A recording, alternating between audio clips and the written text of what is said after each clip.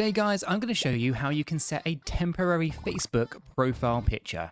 This is quite straightforward, so let's get started. Okay guys, so here we have the Facebook app opened on my mobile device. The first thing I want to do is actually navigate over to my profile picture, or my profile I should say, and then from here we can see that we have the profile picture, we obviously have the banner at the top there as well, and what we want to do is we're going to click on the little camera icon that's next to our profile picture. If we give that a click, it's going to then load up all the different photos that we might have, or at least that Facebook has access to, and then we can choose one of these or find one or take a new photo if we want to and then use that later. But I'm just going to use my camera roll here. I've added a couple of photos from my camera roll for this exact purpose. If I click this one right here, you can see that we can adjust this, we can zoom in and stuff like that and frame it and edit this slightly if we want to, all those kind of things directly inside the application, such as frames. We can change the different kind of frames and things that we're looking for. Ultimately, if we're happy with what we have here, we have a little button at the bottom that says make it temporary. Now here we have the ability to make this temporary for 1 day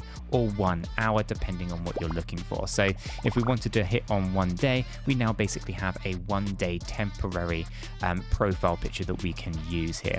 Now I'm just going to, or we could actually make it permanent if we wanted to by clicking make it permanent, and then we have a save icon at the top of the screen. Once we hit on the save button, that is essentially going to save this profile picture to our profile. It can take a couple of minutes depending on how fast your internet connection is, and like that, it is now complete. And so guys, it is as easy as that to essentially change your profile picture, whether that's permanent or temporary, using the Facebook application. If this works for you, make sure to smash that like button, subscribe for more, and I'll catch you all in the next one.